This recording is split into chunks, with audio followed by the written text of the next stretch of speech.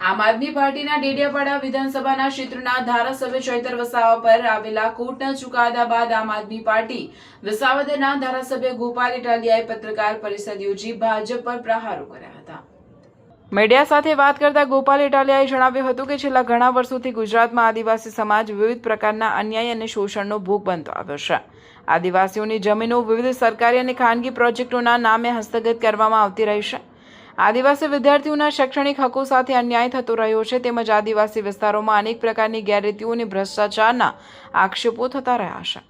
આવા સંજોગોમાં વર્ષ 2022ની વિધાનસભા ચૂંટણી દરમિયાન આદિવાસી સમાજ માટે આશાના કિરણ તરીકે ચૈતર વસાવા એક મજબૂત નેતા તરીકે ઉભરી આવ્યા હતા। વિધાનસભાની ચૂંટણીમાં વિજય મેળવ્યા બાદ તેઓ ધારાસભ્ય તરીકે ગુજરાતભરના આદિવાસી સમાજના પ્રશ્નો અને સમસ્યાઓને લઈને સતત સંઘર્ષ કરતા રહ્યા છે। ગોપાલ ઇટાલિયાએ જણાવ્યું હતું કે આદિવાસી વિદ્યાર્થીઓની સ્કોલરશિપનો મુદ્દો હોય, જમીન અને જંગલ પરના અધિકારોનો પ્રશ્ન હોય, ગ્રામ પંચાયતની સ્વાયત્તતા, અનુસૂચિત વિસ્તારોના અધિકારો, ખનન સંબંધિત પ્રશ્નો કે આદિવાસી બાળકોના શિક્ષણ અને દસ્તાવેજીકરણને લગતા મુદ્દાઓ હોય, દરેક વિષય પર ચૈતર વસાવાએ મજબૂતાઈથી અવાજ ઉઠાવ્યો છે। ચૈતર વસાવાને ઝુકાવવા માટે, હરાવવા માટે અને તેમનું મનોબળ તોડી નાખવા માટે અનેક પ્રયત્નો કરવામાં આવી રહ્યા છે। ગૃહમંત્રીએ સભાઓ કરી, પ્રધાનમંત્રીએ ડેડિયાપાડામાં સભાઓ કરી, અનેક મુદ્દાઓ પર ચૈતરભાઈ વસાવાને દબાવવાનો પ્રયાસ કરવામાં આવ્યો, પરંતુ ચૈતરભાઈ વસાવા બિરસા મુંડાના વારસદાર છે, વંશજ છે, તેઓ આ દબાણ સામે ઝૂક્યા નહીં। આપ ધારાસભ્ય ગોપાલ ઇટાલિયાએ વધુમાં જણાવ્યું કે આજે સરકારી મશીનરીનો ખોટો ઉપયોગ કરીને ખોટી એફઆઈઆર કરવામાં આવી। સરકારી પંચ, સરકારી વકીલ, સરકારી પોલીસ અને તમામ સરકારી તંત્રોએ ભેગા મળીને ચૈતરભાઈ વસાવા સામે ખોટું પ્રપંચ ઊભું કર્યું। કોર્ટ દ્વારા 7 વર્ષની સજા સંભળાવવામાં આવી। આ અગાઉ ચૈતરભાઈને જેલમાં રાખવામાં આવ્યા અને જેલની અંદર પણ તેમને એવું કહેવામાં આવ્યું છે કે પક્ષ પલટો કરી લો તો તાત્કાલિક બહાર આવી જશો, પરંતુ ચૈતરભાઈ વસાવા લડાયક માણસ છે। તેઓ આદિવાસી સમાજ અને ગુજરાતના લોકો માટે લડનારા માણસ છે, ઝૂકનારા નથી। જ્યારે તેમને જેલમાં રાખવામાં આવ્યા ત્યારે આદિવાસી સમાજે ચૈતરભાઈ વસાવા પર વિશ્વાસ વ્યક્ત કર્યો। આદિવાસી સમાજે જિલ્લા પંચાયત, તાલુકા પંચાયતો અને નર્મદા જિલ્લા પંચાયતમાં તેમને સમર્થન આપ્યું, જેના કારણે ભાજપમાં બેચેની વધી અને ત્યારબાદ અચાનક સજા આપવામાં આવી। સરકારી પંચ, સરકારી પોલીસ, સરકારી વકીલ, ફરિયાદી અને સરકારી સાક્ષીઓ બધું જ સરકારી હતું। આજે આદિવાસી સમાજ નારાજ છે, દુઃખી છે। આદિવાસી સમાજના અવાજને દબાવવાનું જે કામ કરવામાં આવ્યું છે તેનો જવાબ ચૈતરભાઈ વસાવા પણ આપશે અને આદિવાસી સમાજ પણ આપશે। આજે જે ષડયંત્ર કરવામાં આવ્યું છે, આમ આદમી પાર્ટી ચૈતરભાઈ વસાવાની સાથે મજબૂતીથી ઊભી છે। આદિવાસી સમાજ પણ તેમની સાથે છે। ચૈતરભાઈ વસાવા ક્યારેય ઝૂકવાના નથી। અમારી સુપ્રીમ કોર્ટના વકીલોની ટીમ સક્રિય છે, ગુજરાત હાઈકોર્ટના વકીલોની ટીમ પણ કાર્યરત છે અને અમે પણ સક્રિય છીએ। અમારી પાસે જે કાયદાકીય વિકલ્પો ઉપલબ્ધ છે તે તમામનો ઉપયોગ કરવામાં આવશે। જરૂર હોય ત્યાં સુધી અમે ઉચ્ચ આંદોલનમાં અદાલતોમાં જઈશું અને ન્યાયતંત્ર પાસેથી ન્યાયની અપેક્ષા રાખીશું। આ સમગ્ર ઘટનાક્રમ રાજકીય પ્રેરિત હોવાનું અમે માનીએ છીએ। સાક્ષી સરકારી, પોલીસ સરકારી, ફરિયાદી સરકારી, વિટનેસીસ બધા સરકારી, પંચનામું સરકારી, બધું જ સરકારી છે। તો સ્વાભાવિક છે કે આખું ષડયંત્ર ઊભું કરવામાં આવ્યું છે ચૈતર વસાવાની વિરુદ્ધમાં। ચૈતર વસાવાને કહેવામાં આવ્યું તો ભાજપ દ્વારા કે પાર્ટી બદલી નાખો, બધું સારું થઈ જશે। પાર્ટી બદલી હોત તો આ ચુકાદો ન આવે। એનો અર્થ એ થયો કે ચૈતર વસાવાને ફસાવવા માટે સરકારી તંત્રનો દુરુપયોગ કરવામાં આવ્યો છે અને કોઈ પણ રીતે ચૈતર વસાવા એની રાજકીય કારકિર્દી ખતમ થઈ જાય, ચૈતર વસાવા આદિવાસીઓ માટે બોલતો બંધ થઈ જાય, ચૈતરભાઈ મુદ્દા ઉઠાવતા બંધ થાય, એનું મોઢું બંધ કરવા માટે, એને ઝુકાવી દેવા માટે, એની રાજનીતિ બરબાદ કરવા માટે થઈ આ ષડયંત્ર કર્યું છે। પણ અમે આમ આદમી પાર્ટી, અમારી આખી ટીમ ચૈતરભાઈ વસાવાની સાથે છે, આદિવાસી સમાજ ચૈતરભાઈની સાથે છે।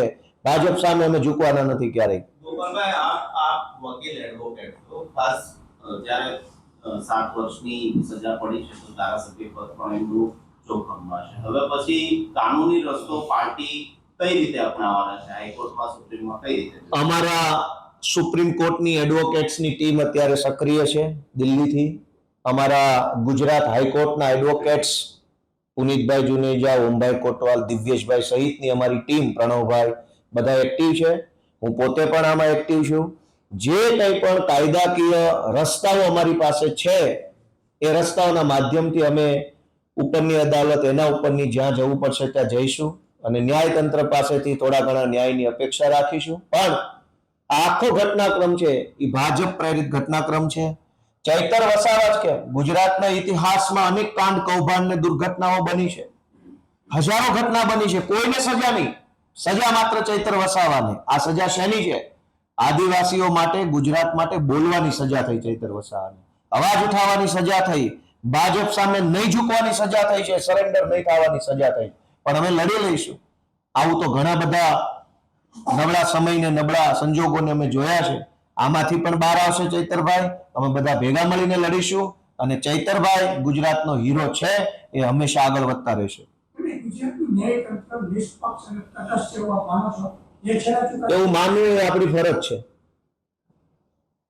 છેલ્લા ચુકાદાઓ જે આવ્યા છે એ પણ સરકાર પક્ષે એવું ઘણા બધા લોકો કહેતા હોય છે. લોકો કહે છે તો એ વાતમાં કંઈક હશે જ.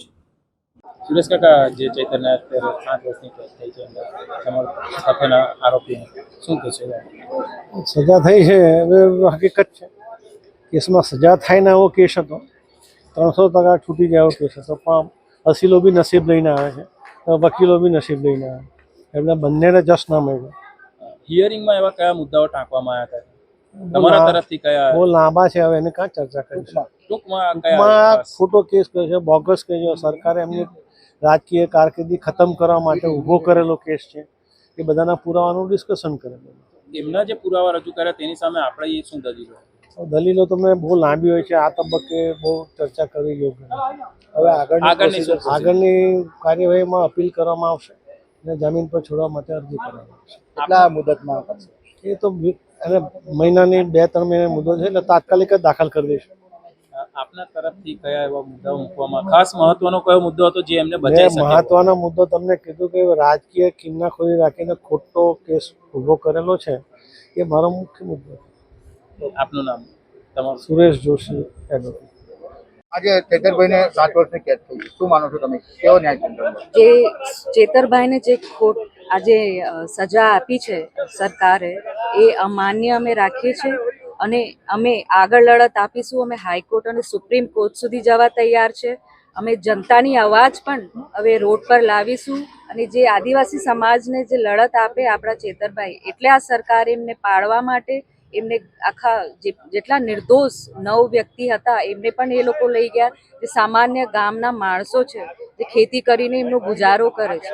તો આ આખું ષડયંત્ર રચીને સરકારે ઘેરાવો કર્યો, આદિવાસીની જમીન હડપવા અને ચેતરભાઈને કેવી રીતે સાઈડમાં કરીને લોકોની જનતાની અવાજ દબાવવા માટે આખું ષડયંત્ર છે. અને જે આ કેસ 7 વર્ષની જે સજા આપી છે, એ તો કોઈ મર્ડરોને આ સરકાર આ સજા નથી આપતી. બંદૂક લઈને સાંસદો રોડ પર નીકળે એમને એ લોકો કોઈ સજા નથી આપી શકતા. આવું તો ન્યાયતંત્ર થઈ ગયું છે. અમે આ ન્યાયતંત્ર સામે અવાજ ઉઠાવીશું. હાઈકોર્ટ અને સુપ્રીમ કોર્ટ સુધી અમે જવા તૈયાર છીએ. શું નામ તમારું? રાધિકા રાઠવા, છોટાઉદેપુર પ્રેસિડેન્ટ. આજે સેશન કોર્ટ દ્વારા એક કેસમાં અમને 7 વર્ષની સજા ફરવામાં આવેલી છે. નામદાર કોર્ટની જે પણ સુનાવણી છે એમનો આદર કરીએ છીએ અને આગળ વકીલોની સલાહ લઈને આગળ